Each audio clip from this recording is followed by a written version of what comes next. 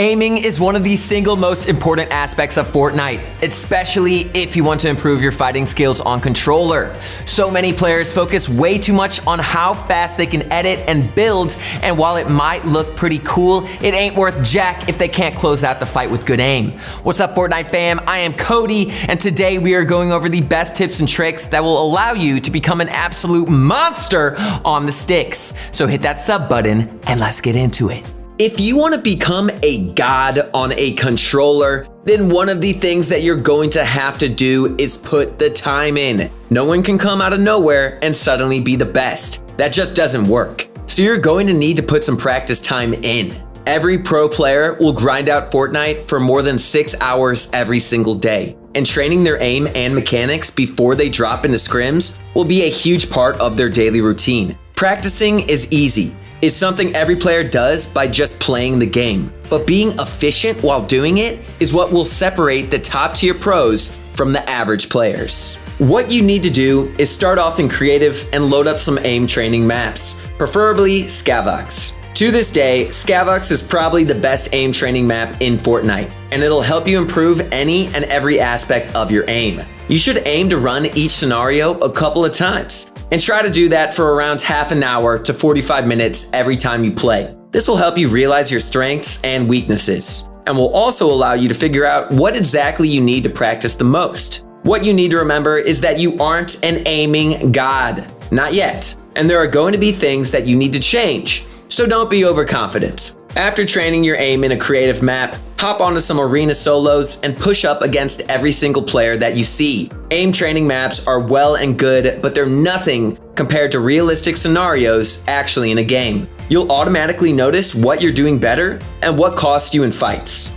Every time you lose a fight, look back at it in your replays, and if it was because you actually missed your shots, then you'll know exactly what you need to train next. If you are struggling to land shots on your opponents even after you've practiced a whole bunch, then you should head over to ProGuides.com. We've got a ton of pro coaches ready and waiting 24/7 to help you out. They'll tell you exactly where you're going wrong and will push you forward to be the best Fortnite player that you can be. One of the major flaws that almost every player notices while playing on controller is how precise their crosshair placement is. Many players use controller will have trouble flicking and constantly hitting their shotgun shots. This might seem pretty easy on keyboard and mouse. Precise aim movements are of course much easier to do since you have much finer control. But on controller, it takes much more effort to master. When you're playing controller, it's gonna be all about playing steadily and tracking your opponents at all times. Many players have trouble winning their fights and think that being fast and twitchy is better than playing slowly. But that's definitely not the case. Haven't you heard the story of the tortoise and the hare? You need to make sure you can track your opponent while keeping your crosshair on the enemy's head. This is going to allow you to hit your opponent incredibly hard, allowing you to eliminate them quicker than ever before. One of the next most important steps to having some of the best aim on controller is having a good sensitivity. Playing on the default settings really isn't a good idea. So if you haven't switched off them, already know it is definitely the time. Chapter 2 Season 6 is going to reward having a good sensitivity, mainly because we currently have the pump shotgun in the loot pool. The pump rewards very good aimers and really shows why having optimal sensitivity is so essential. We have a full video going over the best sensitivity and controller layouts, so if you want an in-depth explanation, you should go and watch that video. All you really need to know, however, is that you should be using a medium sensitivity so that you can easily maneuver around, but still be accurate with your shots. But that's only for your normal sensitivity. Your building sense should be totally different. Having a high edit and build sensitivity is incredibly good and will help you way more than you expect. Even if you have a slow look sensitivity, you can actually just switch to edit mode to turn faster. This allows you to move around quicker and will not force you to turn your look sensitivity higher. Make sure you check out our previous controller settings video if you're having trouble finding the perfect sensitivity. Finally, just make sure you practice with your new sensitivity and make sure you never miss another shot. Alright Fortnite fam, it is the question of the day time. We want to know how high you've managed to climb so far in this season. Are you in Champions yet? Or are you still struggling to climb out of the open league? Let us know in the comments below because we will read every single one. Now that we've gone over sensitivity, we're going to go a little more in depth on which mode is going to help you abuse your aim assist to the maximum. If you're playing on controller, then this season you're probably going to need to be on linear mode. It's much better for being up close and personal, and will help you either beam your opponents with an SMG or primal rifle, and help you hit every single shotgun shot. Linear is definitely something every controller player should be using.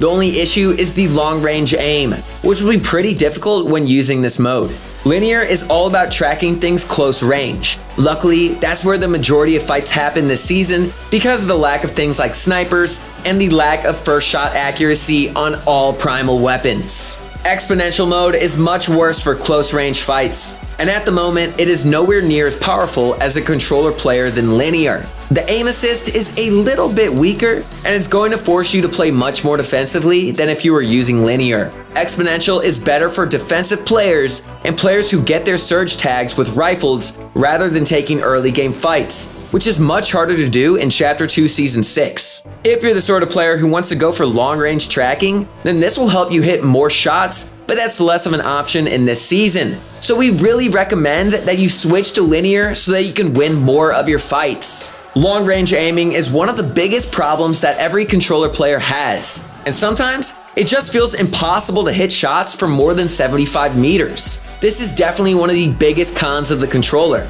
as there is pretty much nothing you can do to really improve on it. Using a joystick for extremely fine movements is definitely a challenge, but it's also the reason you need to practice. Try to never be demotivated by things like these, and instead, just use it as a way to improve. Even if you're having a lot of trouble hitting your shots from long ranges, work on improving your tracking and simply try your best. Having solid tracking on controller will help you abuse spray weapons, especially with aim assist on your side. Now, when it comes to any weapon in Fortnite, there are two things that you need to learn how to master if you want to take someone out. And not on a date, I'm talking out to the grave. Adios, muchacho.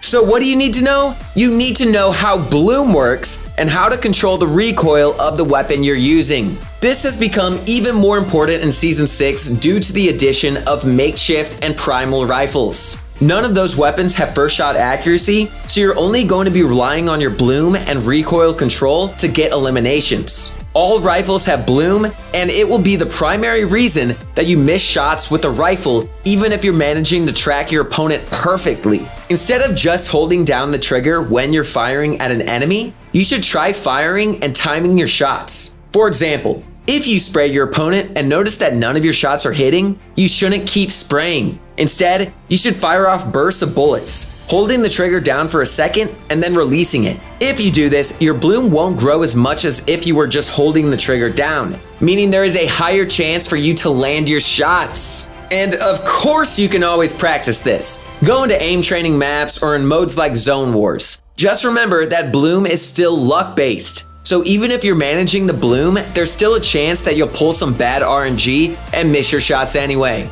The point of bloom and recoil management is that those RNG situations will happen less and less. Basically, just remember the next time you're having bad bloom, stop spraying your weapon, reload, and then burst fire to keep things under control. Just by changing up how you shoot your weapon, your AR aim will suddenly be much better. It'll also have the added benefit of confusing your opponent, leading them to peek out even more than usual. Peekaboo, boom!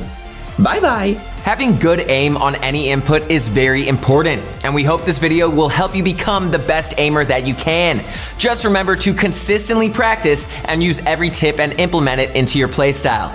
Speaking of which, you can always check out the rest of our channel for more tips and tricks. And if you found this video helpful, make sure to like the video and sub with the bell on. That's it for today though, so best of luck on the battlefield, y'all. I'll catch you in the next one. Peace.